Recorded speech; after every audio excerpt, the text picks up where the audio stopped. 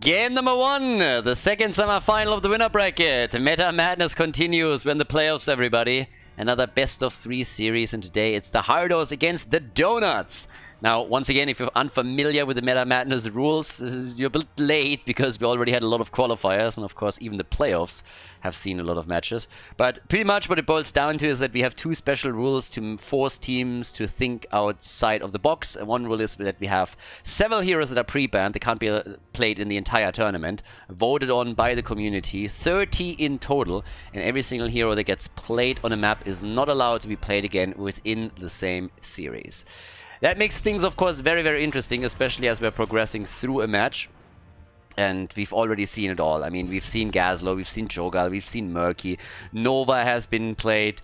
There's a couple of heroes that are, of course, so garbage that they haven't seen any play. One of them is Artanis. Even if you ban 50 heroes, nobody wants to play Artanis. That's how bad he is. So that's for all the Artanis people that are always running around. Just like, no, you just don't understand. If the pros would just know what my build can do, they would pick him. No, even with 50 heroes banned, nobody wants to play him. Now, I'm shitting obviously a little bit on him. That doesn't mean that Artanis can't be fun to play, but if your main goal is winning, then Artanis very heavily drops off. Blizzard needs to. They need to really just change the hero a little bit. But yeah, all memes and all obvious bait aside, we have the Zarya ban. We also have the Haka banned out, and Medivh, since Hanzo is playing on that side. It's always fun to see the Hardos against the Donuts. These guys have played so many games against each other. And it always seems like the Donuts are the Hardos kryptonite. One of these 2 teams is going to go down into the lower bracket, and the other team will face off against Team in the winner bracket final. But yeah, time will tell. Now, both of the teams have good players for Kerrigan, and Leo as a first pick. Oh, Schallsweffer. Now, game number 1 is still fairly normal, which is actually kind of surprising considering how many heroes are banned out. But it's fairly normal in the sense that you still have options available to you. So there are certain supports that are still quite strong, despite the fact that tons of them are already banned out. You can go for Deckard Cain, for example, and play him out here. But the second we're going into game number 2, game number 3, options on tanks and supports are very, very limited. And we've seen that now in the previous series in particular. Muradin is a main tank for Lauber. And they get the birdie. It's a good start for them again. That looks pretty sweet. Muradin probably the strongest choice that you currently have when you're looking at the remaining main tanks. Lauber in particular has also played a lot with Mal'Ganis, so that's always an option. Yeah, here comes our Mephisto again. Nick really seems to like him lately. Now, obviously, thanks to the rules, it's even more enticing to pick Mephisto here. It's more of an incentive that you have. But Yrel together with Mephisto has been something that Nick has been playing. Not only in Meta Madness, but we've seen him pick Mephisto even before that during the X Cup. So that's kind of cool. Normally it's only Muck on the European side that does that. But here we go. Next ban. And they ban out a Varian. Yeah, as mentioned, there is a limitation on the main tanks now. So that already forces a little bit of a different thought process here from the Hardos. One of the heroes that you, of course, can always take as a main tank, too, that is still available is our boy Imperius. So there's a couple of side laners that you can also move into if you want to ensure that you have a front line that is absolutely viable. I mean, Imperius gets mainly played in the main tank position and not even as a side laner. He can fill both roles, but still. With Yrel taken, they are banning out Deckard Cain, which makes, again, perfect sense. Deckard Cain is even getting played in a normal setup on Infernal Shrines. So, yeah, in Meta Madness with the choices being severely limited, that is obviously more or less a no-brainer that you want to either pick or ban him. Karazim is up. Alexstrasza is up. If you want to go down the Dragon Queen path, you can do it. They go for Whitebane instead. And we got Sylvanas on their side. That's a real nice lineup. Falstad and Sylvanas, Muradin on their side too. So, yeah, that's not too bad.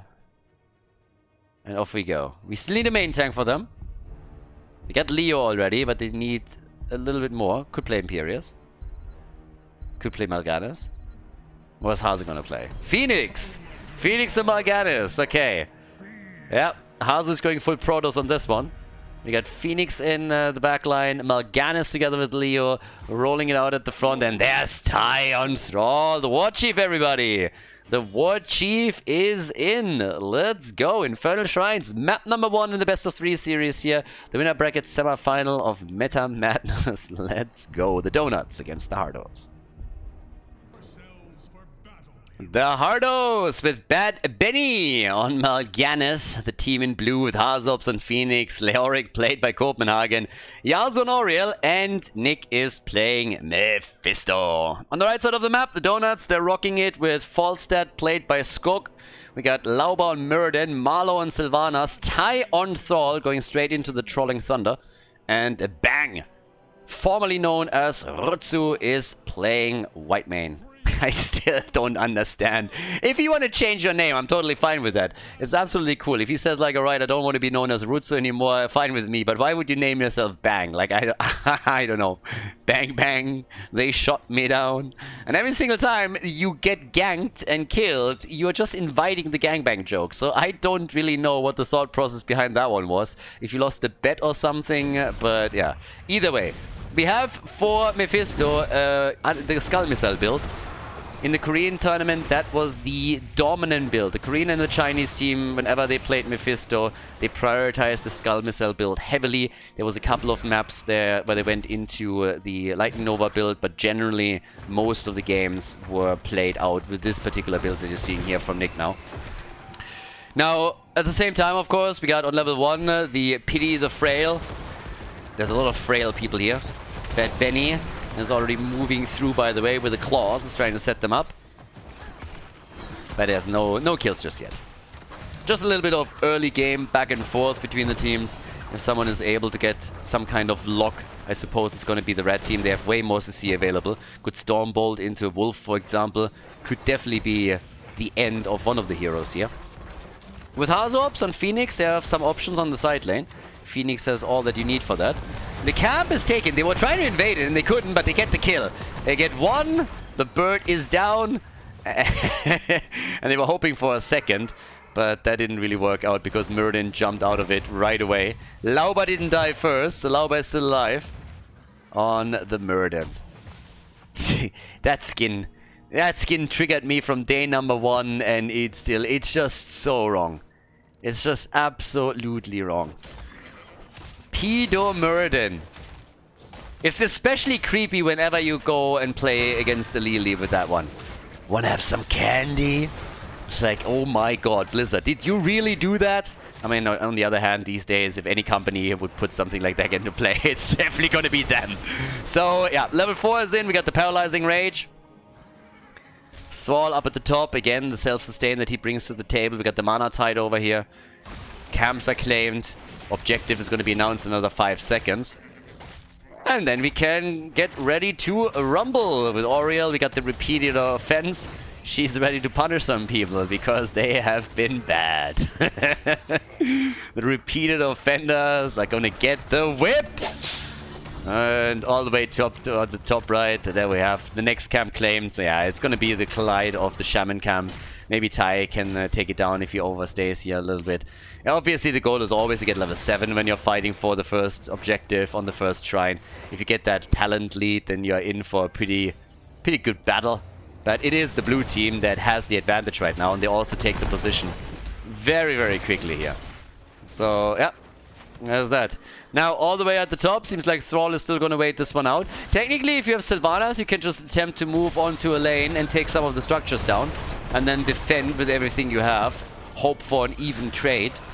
But they are flying in with the birdie. They go for Falstad, and they are trying to fight this back. Now, Phoenix is at the bottom of the map and gives the blue team another significant lead in experience. I mean, it's only going to be for a couple of seconds, but if you're already in the fight, that level 7 talent makes a huge difference. Yeah, whip into the wall, Ty gets hit. 28 to 18. There's no way the Donuts lock this one in. It's just not happening.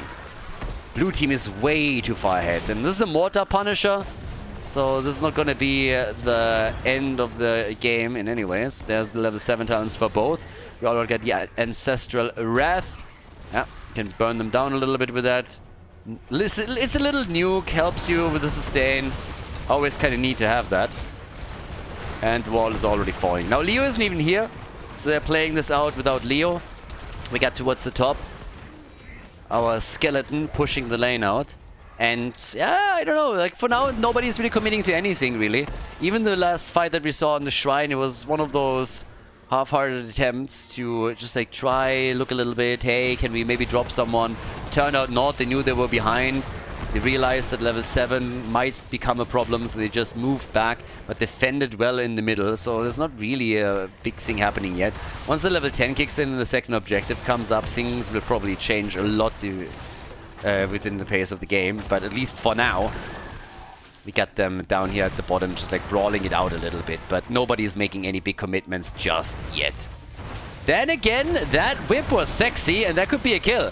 Bag is still alive, and Whitemane is helping them to put Bad Benny in trouble, and he dies. They were trying to go for the kill, and then Whitemane just turned on the Whitemane mode, survived, and got the kill. So a few of them have to head back. Mana is, of course, a little bit rare right now, and also they need to top up that hit point pool. If the fountain cooldown isn't ready in that situation, there's little options that you have left. 24 stacks on the level 1 for Mephisto. And they're getting a bit closer to level 10 now themselves. Having a global in the game is obviously also a huge asset. Hardos will have to deal with Falstad later. And they are already doing that here. Skog, that could have maybe been played out a little bit better. Maybe even just utilizing his global, honestly, to fly away here, if he realizes what's happening. The barrel roll did definitely not help him to escape. As Leo moved in, he just slowed him down. We got Sundering as the level 10 ability, by the way. Flanking Thrall again. Okay.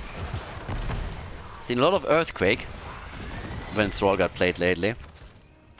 Which he, by the way, doesn't. Like, Thrall is not really a hero that we see a lot. Then again, in Meta Madness, we've seen him already a few times now. And up towards the top. Okay, they lock Hanzo a bit in. Is he going to go for the Sundering? Yes, he does. And that didn't do anything. That wasted a cooldown, but I suppose they thought, okay, we can get that in before the next fight. So yeah, let's lose the cooldown now. See if we can maybe get a lucky punch. And if not, we haven't really lost anything either. But Lauber jumping straight into Mal'Ganis might become a problem for him. So he gets slowed down again. Lauber gets still away. They're turning it on Yrel. Nice Wailing Arrow too, but here's the combo. The kill. Falstad is down. The birdie back in the KFC basket. There's chicken for dinner on the table. 3 kills to 1. And a small advantage now for the Hardos, as the next objective is already announced and the birdie will have to fly in topside. Now, with heroic abilities, we also get the Durance of Hate from Mephisto. Phoenix is still at the bottom of the map. And they're trying to go for Ty. The whip didn't connect. If you provide the wall with the Entomb, then the whip is of course going to be even more impactful, but at least in this case, Yrel didn't hit the mark. Thrall still died, and that's a staggered death just as the bird is back to business. So now we're talking about another potential Punisher for the blue team. And the Hardos are, at least for now, starting to take some severe leads. They're not really ahead in experience yet, but the kill count matters because they can use these small advantages to get more control over the map and the objective.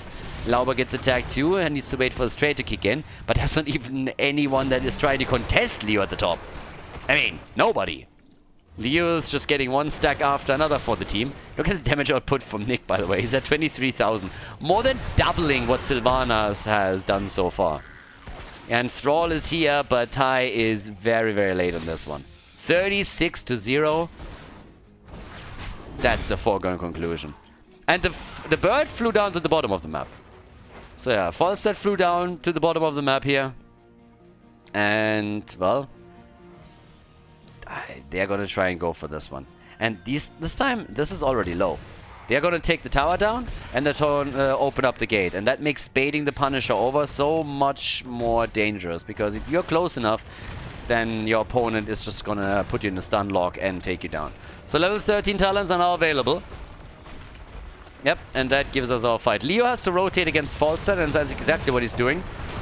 Whip into the wall. Lauber, Sundering. Alright, zones them out for a moment, but there's no follow-up on it. The quest is also completed for Yrel. 9 minutes into the game. And they're gonna get this fort. And they might get even a few kills. That jump, Lauber in trouble. Is he gonna go for the ult? He has to. There's the Avatar. Ult from Hazorbs forced him into it. Even more stun and CC is coming out now. But the fort is gone. And now the Punisher is moving down. There's another proc. And they even get the Entomb connected. Damn, this could actually be a kill. Lauber gets away. But that was such a clutch call. They try to gust and force a fight, but I don't think they can. Eeg is used. Nicely done. Saving Mephisto. Good job by Yazu. But they open the entire wall up, and they're looking great here. It's half a level lead now. Oh! Yes! What a combo! What a combo! 5-man team wipe. They blow them off the map, guys. And now they can go for the keep. Look at this one. Connects beautifully well. They line them up. The choke point chase is turned against them. And all 5 of them are dying. What a combo by the Hardos. Beautiful. 9 kills to 1. They took the keep down. And that was big. That was huge. Fantastic play here. Spray game is on point. I like it. Nick with a big plays on Mephisto. 18,000 damage for Thrall, but look at the top numbers that Mephisto is bringing here. He's sitting at 42,000 right now. And in we go with another potential kill. Yeah, they connected with 3. Oh, that was unfortunate. Losing out on the Sundering after the gust. Falstad is down. Thrall is dead. That's 2 already dropped. And yeah, it's not looking good for the Donuts. Not even a little bit. Nice Wailing Arrow. That one was actually really good. Maybe even saving Lauber. He's trying to escape, but he's not guaranteed yet. He hops out. And he survives. Alright, Lauber survives. So that wasn't too shabby, but still, that hurt. Now, here's another look at that last engage. So, check this one out once again. So, there's the Gust. The Sundering still. The Sundering doesn't connect, but the Salvo, that one locked in 3 targets. And they were able to take several down. So, now we have a 2-level lead nearly for the Hardos. They have 11 kills to 1. And of course, with the level 16 talent lead that they're holding here, the next objective should be an easy one for them, unless the Donuts are able to soak all of that experience within that small gap that they have available now. So, boah. That Wanderance of Hate changed everything. Changed absolutely everything in that encounter. That was incredible. Now, level 17 versus level 15. And all the way towards the top, Skog, he's sitting tight here, down at the bottom of the map. Yeah, still trying to break through another gate, but the next Punisher is spawning in the middle of the map, and they're even stealing some of those away, some of the camps.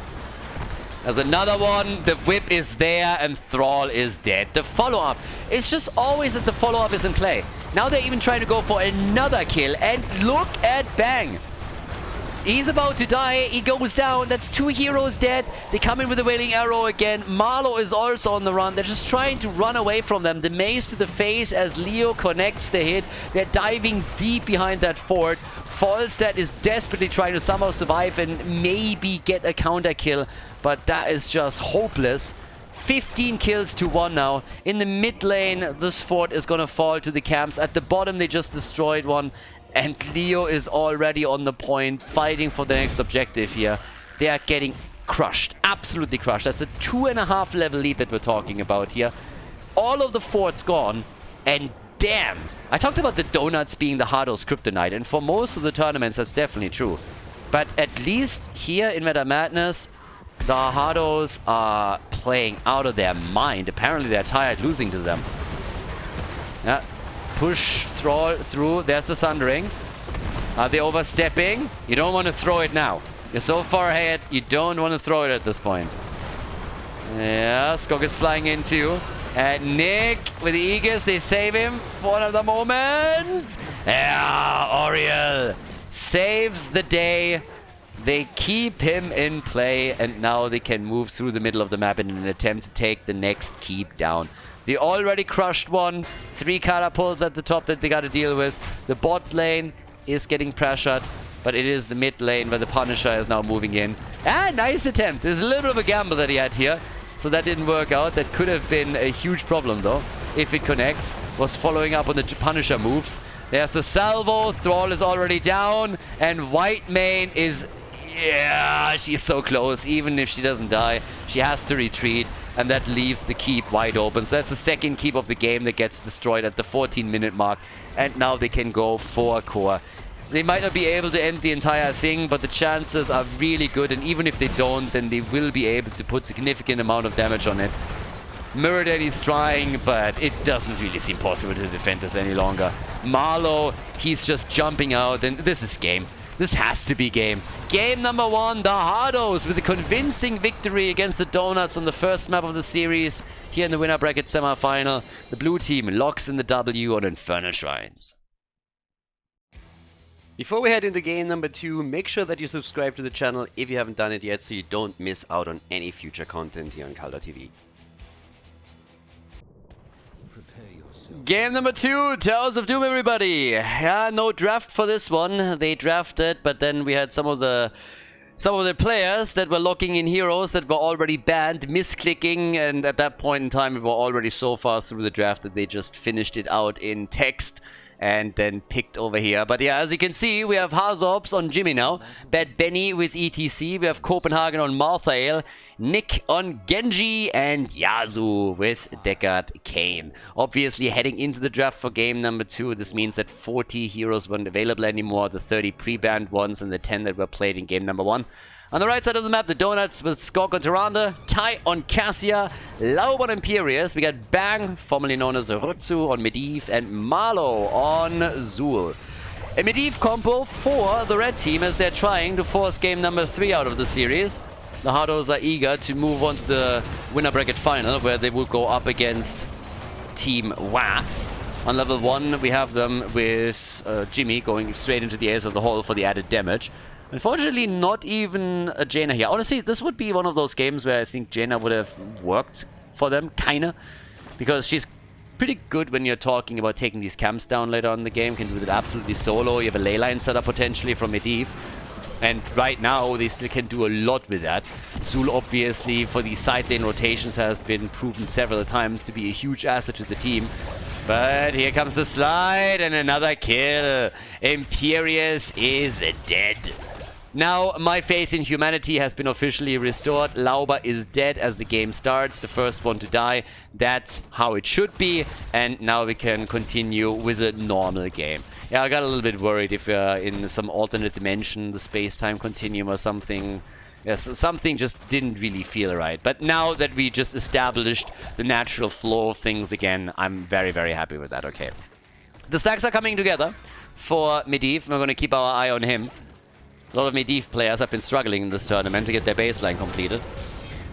But yeah, there's the play for Hazu. Deckard Kane, the big seal. Nice. Genji also. It's still amazing to me, by the way, that Genji is not part of the 30 bans in the tournament. I mean, again, all of those pre-bans are voted on by the community. And for some reason, Genji made it through. And nobody banned him out, so he's part of that. ETC, really nice against the Medivh player. You have multiple tools that you can use to control the portal. And if you're playing against Medivh, portal control is pretty much everything.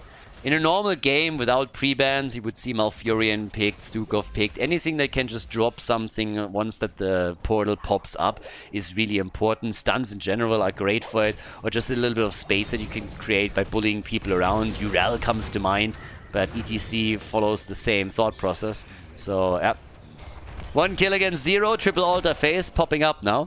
We have stacks for Cassia, so we're going to keep our eye on those. Lauber about to die again, unless Medivh can save him here. And indeed, he gets out. But Medivh, careful! Yeah, he's sitting at 15 stacks and he survives. Nick nearly bit the dust here. Was about to drop Cassia too, but both of them got away. Bit of a lead already for the Hardos, in experience at least. Top left, top right. Yes, the channels are there. The triple altar phase. Copenhagen is going to get this one for free. And down at the bottom of the map, nobody's even fighting Nick. Lavos trying to get close, but he can't get close enough. So that's 8 shots fired against 4. The Donuts a bit below, a bit behind now on the points. And Nick is still just sliding out. No problem for him. Now we're going to keep our eye on Medivh. 16 stacks for now. Pretty solid. 3.5 minutes into the game. Not too shabby, my friend. Shuriken quest on level 4 for the Hardos and for Genji. Yeah, and they're coming in again with a little play at the bot lane. The 4 versus 4 is continuously just pushing back and forth. But mainly the Hardos gaining some ground. And they also have the earlier level 7 talent. Nearly half a level lead for them now.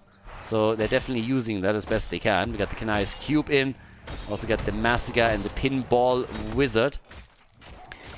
Honestly, we need some new talents. Some new talents, some new names. Like, one talent, I don't know what it's supposed to do.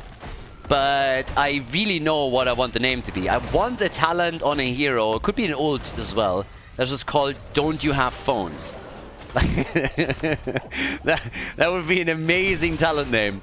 I just don't know what it should do. Honestly, I need some suggestions. So if you have any, let me know. But that would be an insane talent.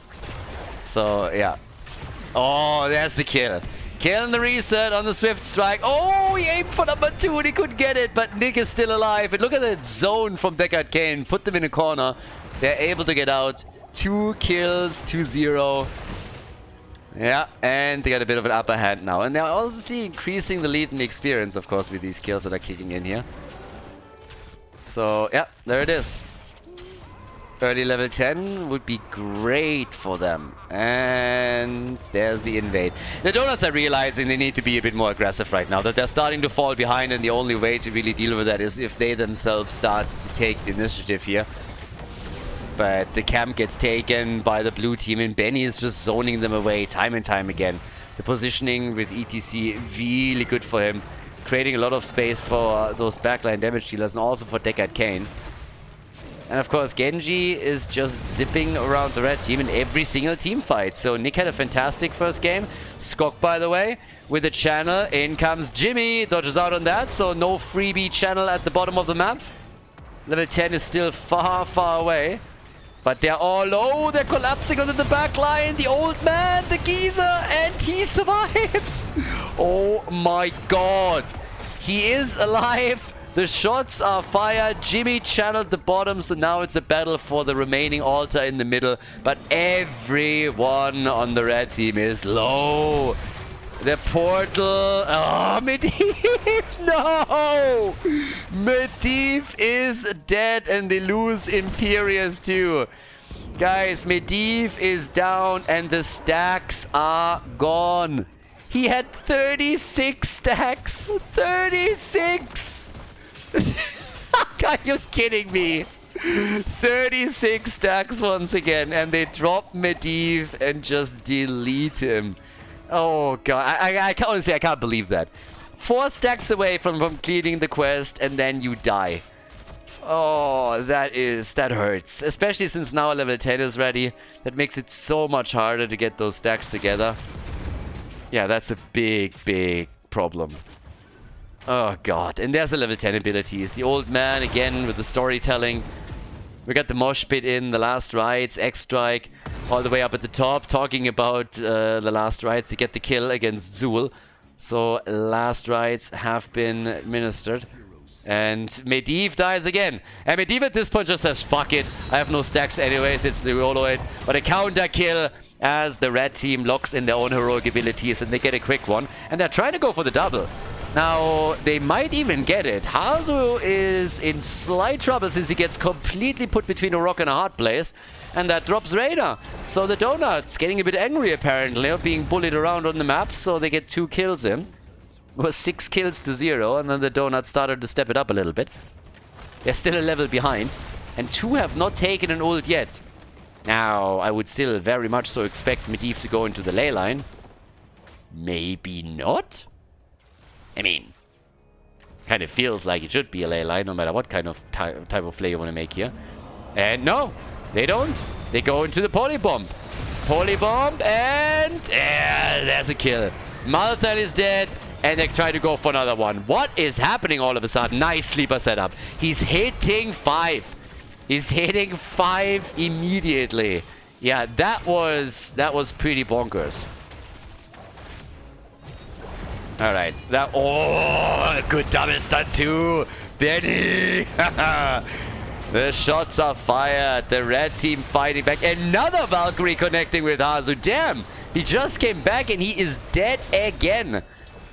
Yeah, that's the end of our boy Jimmy. Nick is also finding himself on the receiving end of a beating, so he has to swift strike out of this one too. But yeah, all of a sudden the Donuts are stepping it up. They went for easy mode apparently in the early stages of the game. But now we're going more for the hardcore setup. Now Bad Benny with a quick slide against Ty, so they get some damage in. They got Kane also. Another good seal here. And there's the poly bomb. More CC, but Nick is fine. Nick is still fine. Medivh, no, not him. Not again. Not again. Was too close throughout the entire game. With 36 stacks, dying. Now he's back to 9 stacks. Alright, he has 9 stacks. Not really too much, but still. Okay. So we got our camps back up. There's still a level 13 talent for the Hardos. They would love a 2-0 win here. They would love one. After all the defeats at the hands of the Donuts, that would probably feel fantastic if they just could drop them without even losing a map. And in the early game, it looked like they might just roll over them, but now the Donuts are fighting back. Now, of course, still a bit behind, but they're doing way, way better now. It's a little bit of momentum going for them. They get stacks together for Cassia with the 45 that she currently holds here. Azul is all the way top. And here comes the next engage from Nick as he's jumping in too. A little bit of a poke battle over here. I mean, if Tracer is the mosquito of the Nexus, then I honestly don't know what a Genji is, but both of them fulfill the main purpose. Like, your main job isn't really to do damage and kill people, your main job is just to piss them off. Killing is a bonus. That's an added bonus on top of it. Oh, and they want him! Yeah, those polybomb plays, they're working out. Genji is dead. The quick portal drop onto the assassin. And goodbye, my friend. Yasuo's on the run and gets hit by the poison. Nova needs to keep himself alive before he thinks about anybody else here. Portals are still popping up.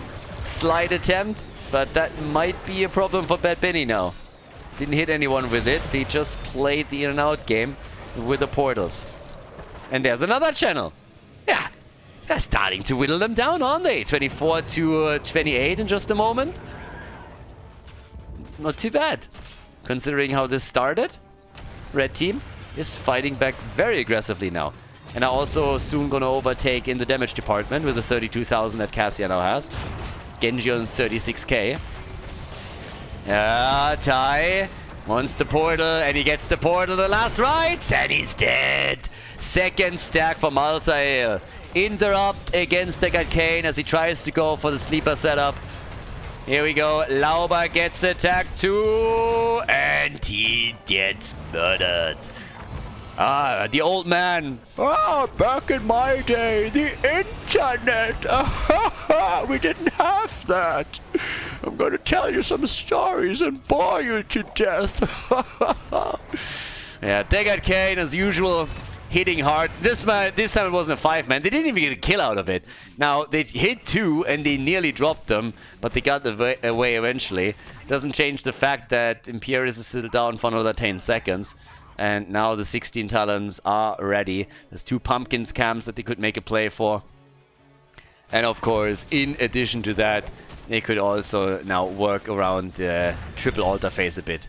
It's a 5 versus 5. You have half a level lead that you can run. That's about it. So 2 out of the 3 would be a win. Medivh is sitting at 33 stacks, by the way, just saying. So time to feed. I mean, hopefully for him not. That's the moment when you want to make sure that you're completing it finally. But yeah. Yeah, this is a moment of truth a little bit. Can Medivh complete the quest? That's question number 1. Question number 2 is who walks away with 2 out of the 3 altars. 4 versus 4 bell tower situation.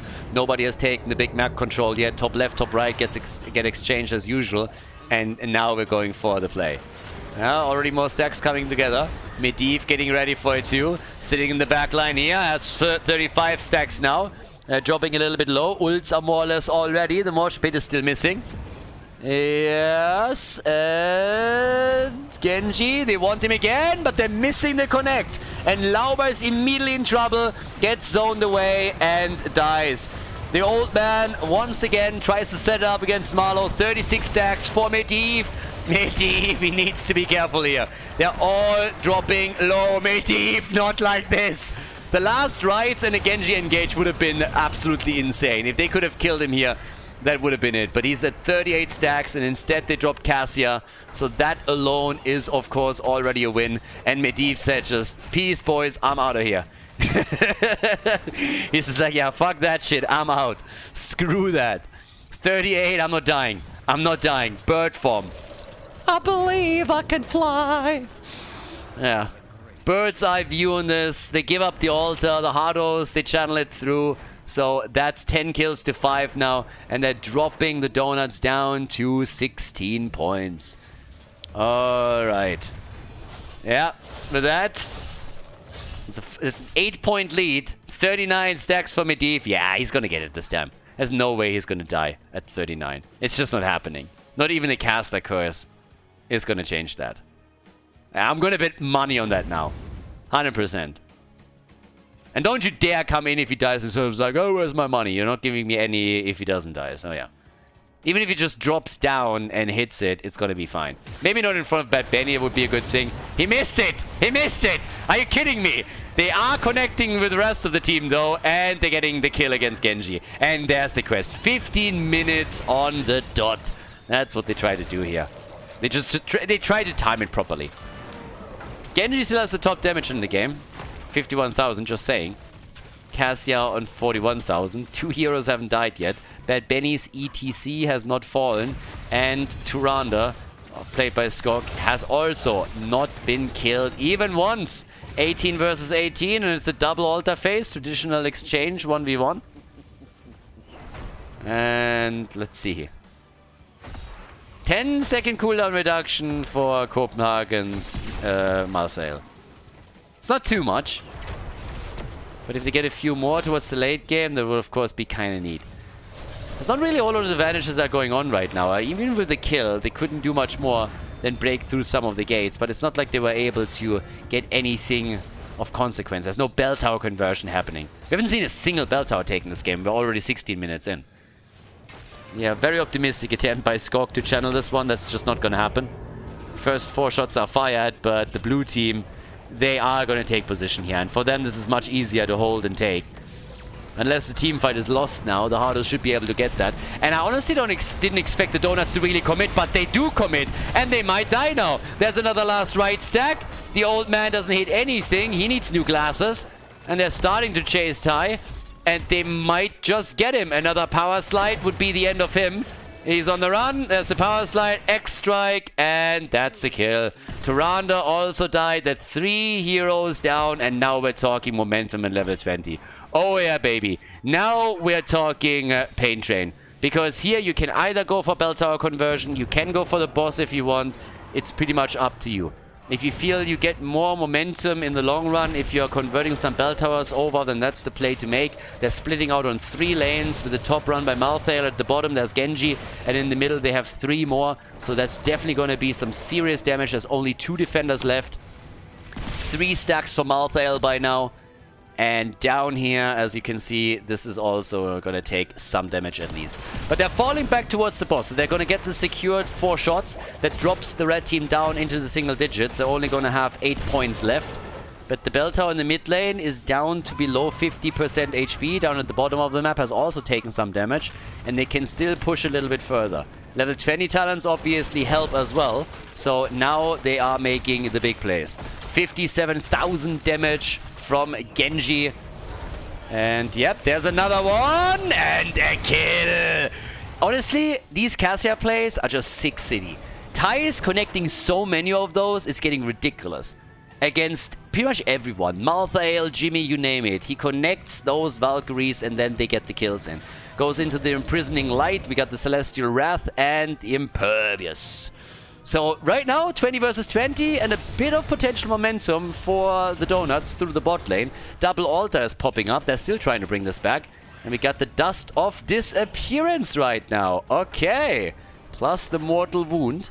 No globals means nobody is trying to push the bot out. Sorry, the top. Where you could technically try and go into conversion on the bell tower over here.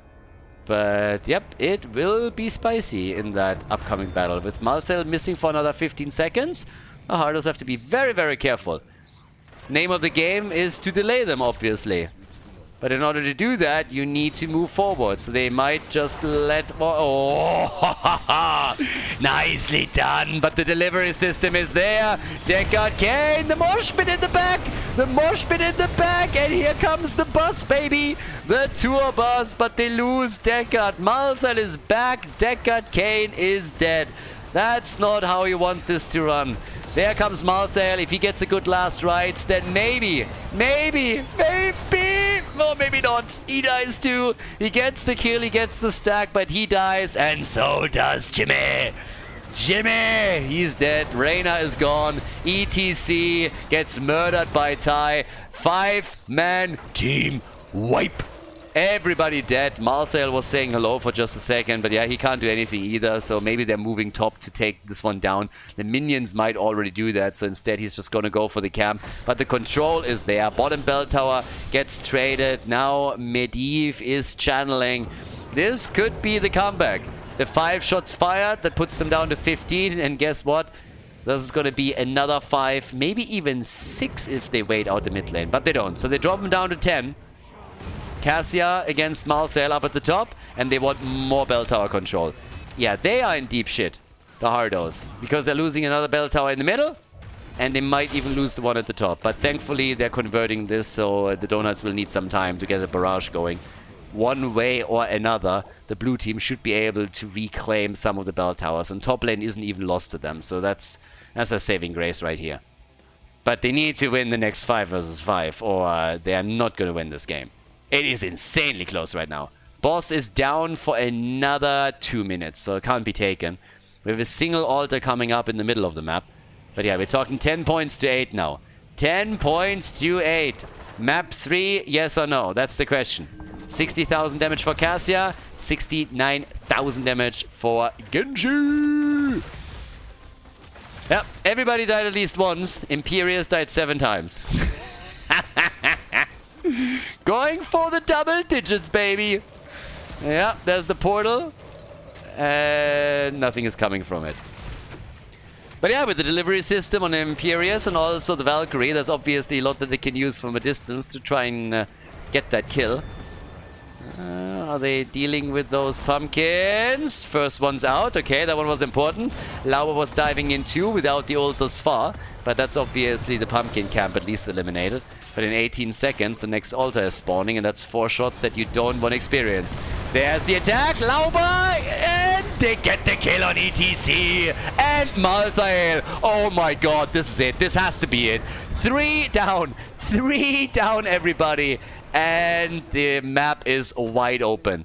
If they channel now, it's 4 points. That's not enough. Even with the boss. Boss is going to spawn in 32, so they should have enough time for that. They need to confirm 2 bell towers now. But they don't. They just go for the 4. And then they're most likely going to try and take a couple of camps here too. But that is a 5 versus 2 on the map. They're desperately trying to somehow defend. Good luck with that. That's not going to be easy. That's going to be insanely difficult instead. 6 points to 8. Bell towers get converted. Zul on the way to the top right. Boss gonna be up in another 2 seconds. And they're not in position yet. They're trying to go for the kill. Oh, Lauber. Yep, if that ult connects, Jimmy is dead. And a staggered death, you can't afford that. So it seems that the Hardos are gonna get another chance to fight this one out. As surprising as that might be right now, they're gonna get another opportunity. The boss, obviously, at the top is going to get attacked, but they're reclaiming the bell tower, and the boss will fall. So, yeah, it's going to be 2 points against 8. Now, still manageable. I mean, technically, they could also try and make the play here, but they don't have Malthal yet. It's just now coming in. So they're just accepting that they're going to be down to 2 points.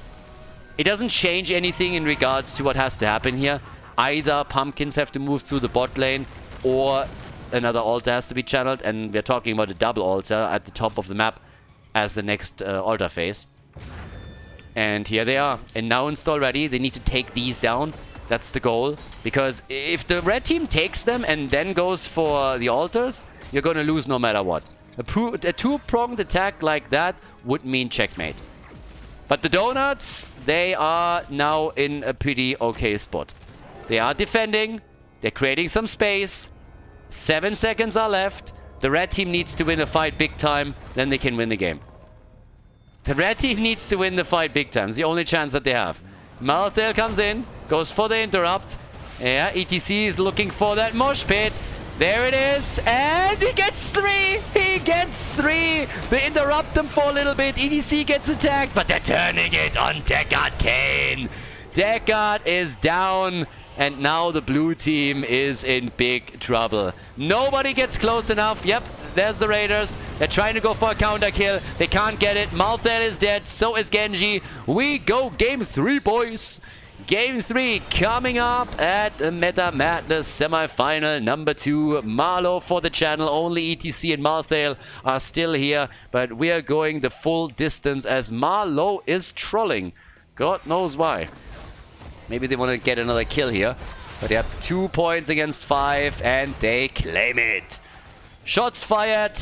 Marlow with the channel. This time it goes through, and that, ladies and gentlemen, is a victory for the Donuts on the second map, Towers of Doom, as we are heading into the final map of this best of 3 series in the winner bracket.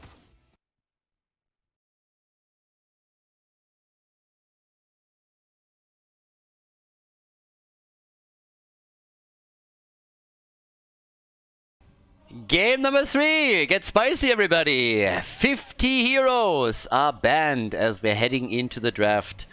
10 played in game number 1, 10 played in game number 2. Those 20 are not allowed to be played again in this best of 3. And, of course, the 30 heroes that are absolutely pre-banned here. So, good stuff as we're heading into this. Also, while we're here on map number 3, again, a quick reminder, if you guys want to support the tournament, if you want to make sure that we have more of these in the future, support the sponsor. Hightech is the sponsor for this. If you watch this on YouTube, first of all, hit that like button and hit it hard. And second of all, maybe a little bit. Second of all, there is a link in the description to Hightech, to the sponsor. Check the website out. They obviously are sponsoring this and hope for some interaction with the website. They're tracking where people come from. If they see that Meta Madness is a tournament where they're going to get a lot of clicks, that's amazing for them. That's good for me because I can talk to them in the future about running more tournaments like this. So if you enjoy the show, it's a 3-second thing for you to click it. And of course, if you're in the market for something, then have a look. There's also a discount code. Discount code is Khaldor, so just keep that in mind. But just generally, going to the website is already helping a lot. So it would be appreciated if you would check that out, especially for the people watching this on YouTube right now that might not be regularly on Twitch here. Now, as we're heading into the game, obviously now a ton of heroes are not available anymore. And Varian gets locked in as a first pick because outside of Varian, you only can go for Tyrael and for Arthas as main tanks. And even on the side lane, there's not a lot. That's also why Arthas gets locked in so early, because they are both realizing they're running out of tanks very quickly. That explains the Cho'Gall ban. Since now that we are running out of options, Cho'Gall is becoming stronger and stronger and stronger, since a lot of the counters that you would normally play against him are also missing. So that's the next problem that you're facing. Karazim gets taken together with Arthas. That leaves Alexstrasza, Lilian, Morales on the ground. And there he is! Finally! The Slugger! Slap him, baby! Go for those big slaps. Fat Illidan plus Abathur in the second rotation. We get Chen, we get Abathur. We're ready and good to go. Oh yeah. Now, Arthur's on the other side, so let's see how they're going to deal with that. Supports are still the question. And we have Alexstrasza, Lily, Morales, and Rhaegar still up. Which probably leaves us with Rhaegar as the best option for them. Could be banned even. Yeah, there it is. Makes perfect sense. It's a great map for Rhaegar. Rhaegar with Abathur is a bit of a pain. Having a double Rhaegar with a copy is also not too bad. And Dragonshire has a lot of camps, so... yeah, Rhaegar gets a lot of value here. Therefore, they need to go into a different support. Ah, but what else are you going to ban? I mean, support's not the only thing that is starting to fall off a bit. Damage dealer is also another question. We have a lot of mages still ready. Kerrigan gets banned. I'm just waiting for the first Suljin game that we're going to get today. So, yeah. Let's wait and see. Also, what's the side laner going to be? Rek'Sai is up. Ah, he got banned. Guys, for a second I was just looking at this. Wait a second. Rek'Sai is still there. Yeah, Rek'Sai and Dehaka got both banned. Okay, that makes so much more sense now. I was like, how is this possible? Rek'Sai didn't get picked, but he's still available. And I was like, ah, yeah, bans. Kira and Jaina. Okay.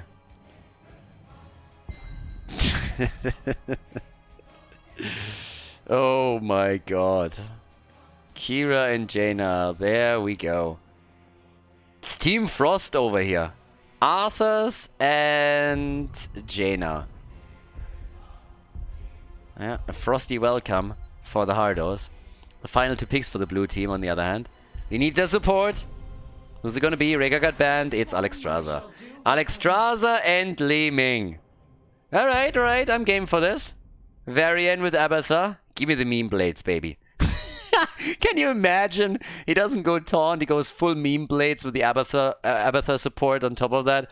God, that would be hilarious. That would be absolutely freaking fantastic.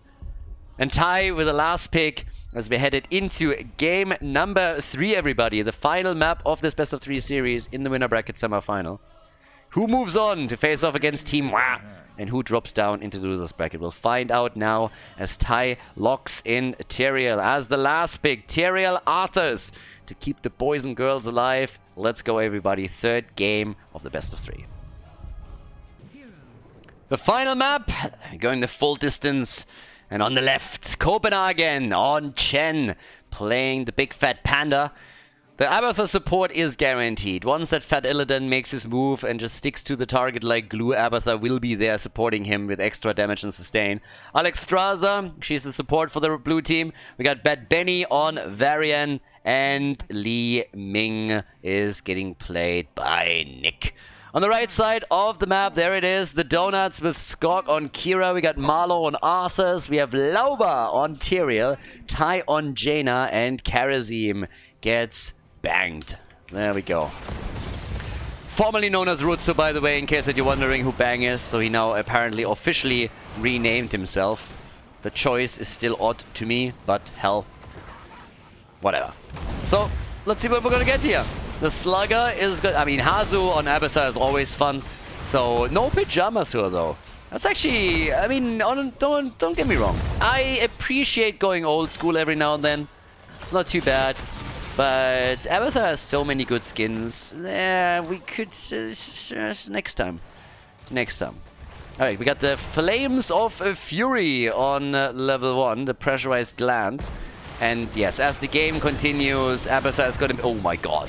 Abathur is going to become much more stronger and will be able to assist Chen and Varian heavily. But now the first blood against Alexstrasza. She's dead and she didn't even have a prayer there. She just popped her head out for a second and all of a sudden she got completely blindsided and murdered. So, yeah, that was a problem. At this point though, we got the camps claimed and that could give a bit of an advantage to them. Lauba had to retreat as Copenhagen is playing the Panda. This is, by the way, this is the best combo on the Panda. You gotta tell me whatever you want, but if you go for that particular skin, the white and black combo, oh my god, it is so fucking good. Look at it. It's glorious. Look at it. The Panda, oh yeah, and Abathur helping out. He's diving deep, and he's dying, as any wannabe Illidan player should. There it is. Ty came out alive. Even Abathur couldn't save him, but boy are they low. Oh!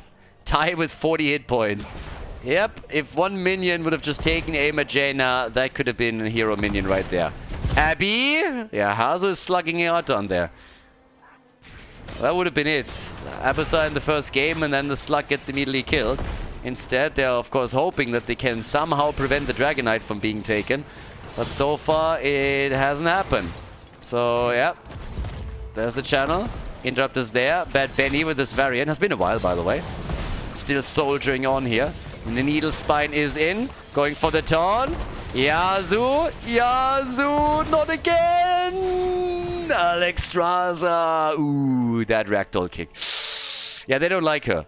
So Alexstrasza is down for the second time. 3 kills against the Hardos, the Donuts, with a great start into game number 3.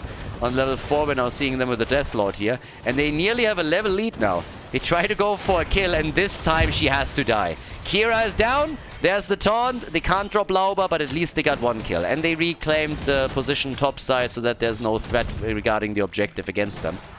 Now, the other thing is that once level 10 hits, Abathur, of course, is going to be a little bit stronger. The problem for him at the beginning is simply that he doesn't supply them with another hit point pool in the team fights, and that's an issue.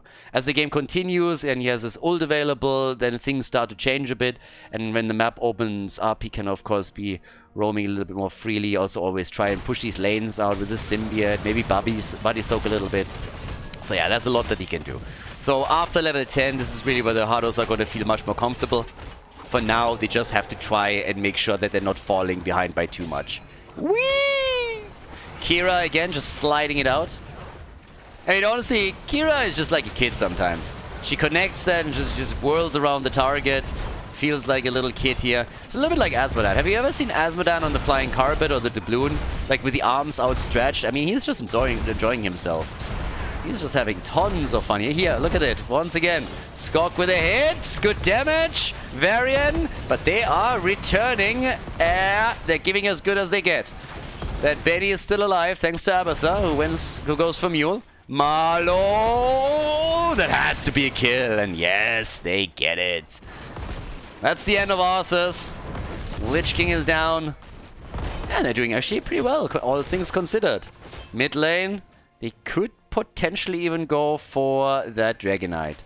The Slug is always tempted. If you're an Abatha player, every single time that happens, you're just tempted to burrow in and you're like, maybe I'm gonna make it.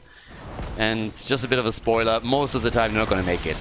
But yeah, the hope is always there. Nice escape by Bang, aka Rutsu. And they're stealing the bottom away. Tai snuck in and made sure that there's no Dragonite for the Hardos just yet. 2-3. Rest of the team is moving back down to Alexstrasza is now going for the channel attempt as they're attempting to reclaim this. Forcing Lauba out, and they're gonna get it. Yeah, they're gonna get it. Yasu with a big bad dragon over here. That's actually insane. With an Abatha composition, they get the first Dragonite of the game. They were stalling the Donuts time and time again. And yep, that might be the end of Copenhagen on the other hand. Abatha is helping a little bit. Can they maybe get a hit in? Yep, there's the ass kicking that Karazim so much deserves. And they kind of know where he is. They should be able to get him here. No, there's too much of an assist. Oh, Nick instead goes down, and so does Varian. That's a double kill. They had to leave the Dragonite alone in the middle of the map, and the gate therefore has fallen. Even a bit of damage onto the fort itself, but that was still a nice move, and it gave level 10 to the Donuts. So now the DK has to be a bit careful. You want to keep that bad boy alive so that you can spam the Dragon's Breath a little bit more. Skok with a tactical pause as the team is discussing their next move. So, yeah, over here, Kira, just pausing that. There's a heavy discussion going on right now, which ult should be taken. And I totally understand that, because on the one hand, you want to go for that sanctification, but you want to be aggressive. So if you try to go for judgment, you know, you can always try and follow that up with Syndragosa, the Ring of Frost, the 7-sided strike. And that's pretty much what all of this is about. And apparently the more reasonable voices, they had it, because it is sanctification, which is just a sad panda move right there. We could have seen the judgment! Judgment in the Syndragosa, but we're not getting none of it. So yeah, that's a problem. But it's level 10 time, and here we go, copy time! Yeah, there's already the ultimate evolution. We get the life binder. And the panda with a top keg plays. Oh yeah, top shelf, baby. And the panda's still active in the middle as they're going for the taunt on Lulba. And he gets out. But it gets dangerous, and with him being this low, he has to Hearthstone, so that's a lot of time lost. Always worth. The unrelenting strikes over here.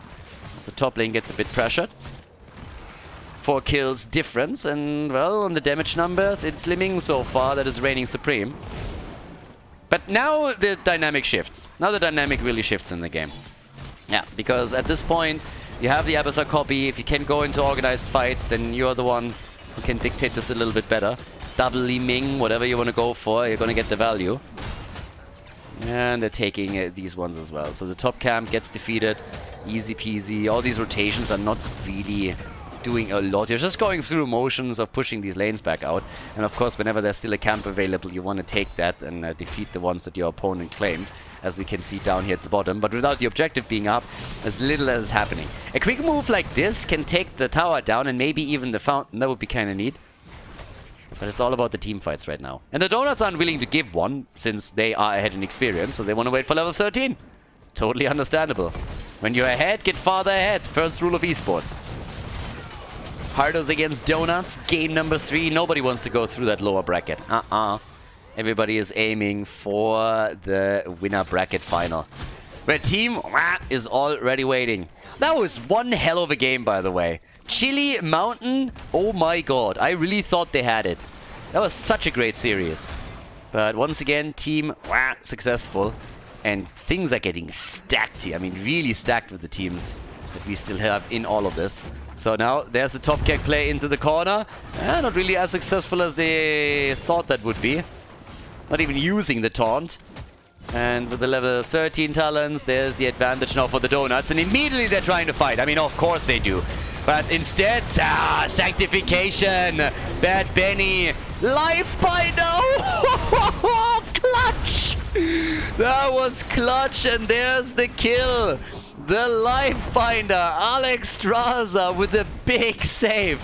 Oh my god. And the Slug is up at the top. Guys, check this one out again. Look at this. Look how much trouble he's in. Bad Benny nearly dead, and then somehow he's alive, and there's the heal, and then the death of Lauber.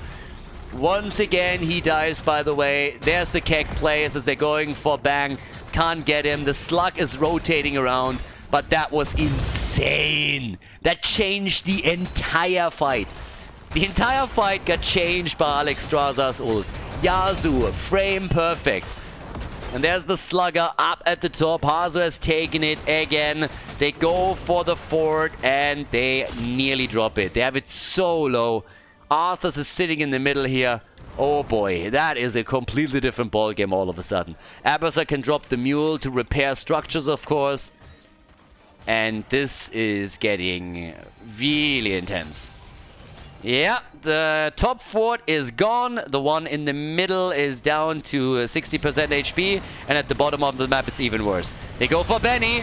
There it is again. Lifebinder is up. This time quite early, but they are able to make that play. They go for bang, but they cannot get the kill. But just look at the backline. Everybody is so incredibly low. Just imagine Li Ming getting in there for a second with Calamity. She would pop them like pimples, one after another. I mean, all of them. She would just play whack-a-mole with these guys if she could get into that position. But they're able to retreat. Alex Straza takes the Dragonite. That's going to be 2 forts that they're losing. They're going to lose every single fort here. There are Hardos. How many times in the past few months have they lost to the Donuts? Now they have a chance to get to the winner bracket through a 2-1 victory over the red team. They have a chance, but can they realize it? All the forts are gone. Much, much better position, and Abathur is pressuring this. I mean, Abathur with the symbiote is pressuring the top lane time and time again. He has the symbiote up, he's pushing the lane out, and he's always forcing someone back. Now they're trying to go for the battle here. Dragonite is in, and they're all low. Now, with that one moving straight up towards this front gate, they can, with the help of the Siege Giants, very likely drop it completely. It's another 25 seconds for the Dragonite, so you will have a lot of Dragon's Breaths available here. Yeah, maybe not if you YOLO in like that and make yourself the prime target for both of the towers, then that's not really happening. But one tower is down, the gate likely going to fall too. They can't even get to the Siege Giants, as you can see. And with the help of Li Ming, they're going to drop this. Arthas is topside. They need to send someone there. Abathur is going to take your structures down if you don't deal with him. So here's the level 16 versus 16 any second, as the Donuts are also locking in another talent. We already got the Adrenaline boost, we got the Soma Transference. And Copenhagen is very happy about all of this. Yeah, Cleanse is in, by the way. Now we have on level 16 the Cleansing Touch. Not going for the full Smexy build on this one. Not that aggressive. 23,000 damage for Jaina, the top damage for them. 36,000 for Li Ming. Abathur sitting at 26,000 himself. And they took the bot lane camp. So yeah, looks pretty good. 4 kills to 6. Structurally, the Donuts are far behind, but they are still fighting. And Jaina and Karazim haven't died once yet. And of course, you can always still turn this around. Abathur's likely going to help out the bot lane a bit. There it is. Gets the symbiote in. And that keep is completely exposed. So Tyrael is rotating over, splitting from the rest of the team. That allows a bit of an easier control of the map for the Hardos.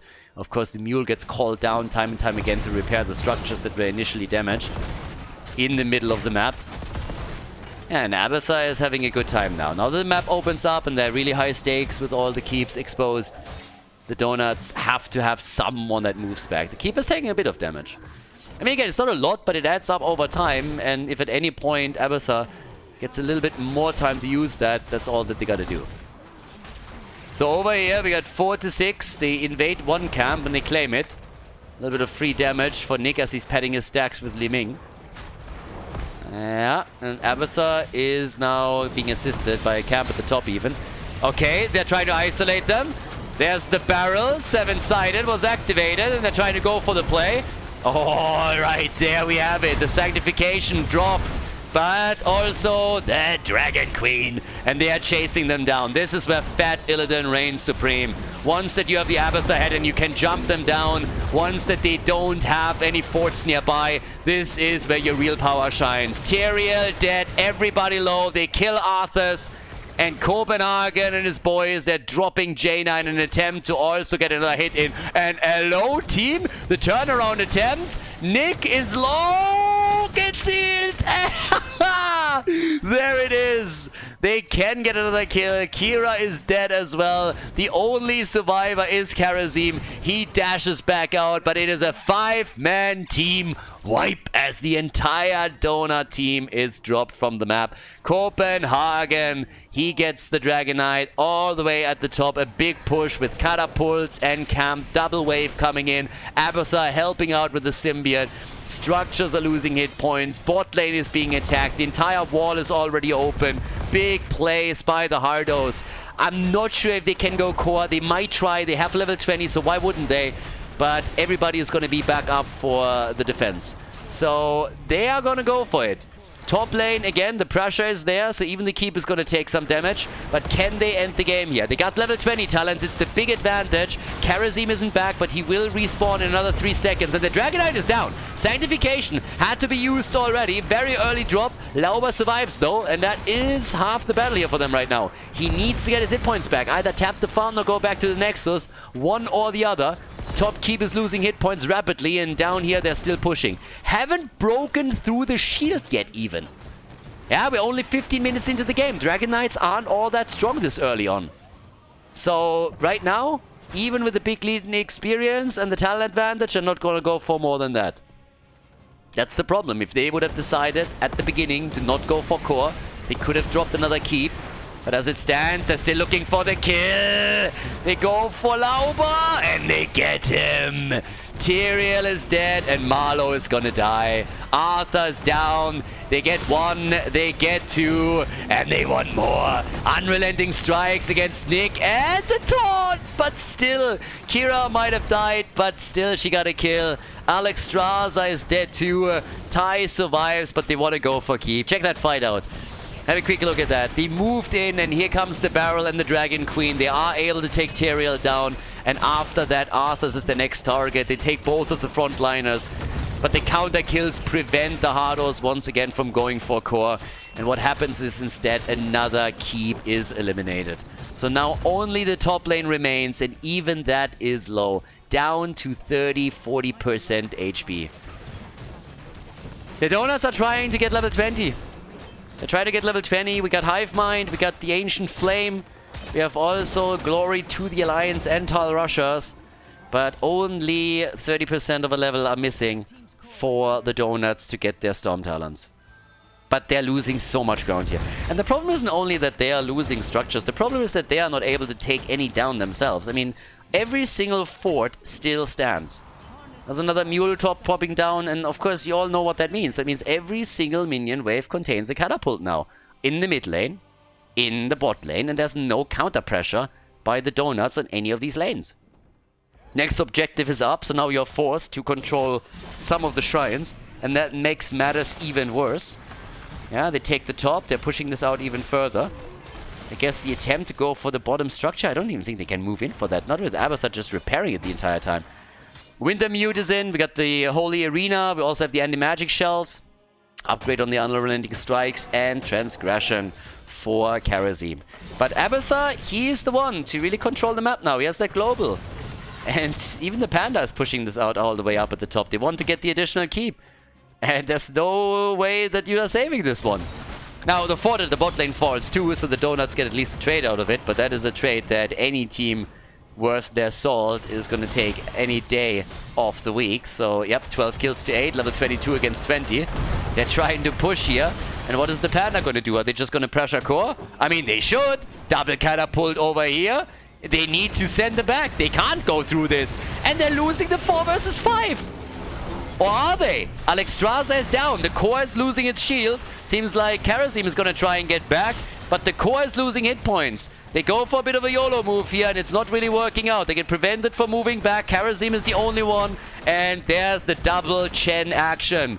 Double Panda. Who needs a double Dragon if you have a double Panda? Feed first. There's the barrel. 30%. It's low. Hanzo loses out on this one. 22%. 20. Abathar 14. The Panda. 7-8%. They're so close. And they don't get it. 2% on the core. And here comes Nick. And he drops it with the ult. The Hardos advance over the Donuts to the winner bracket final.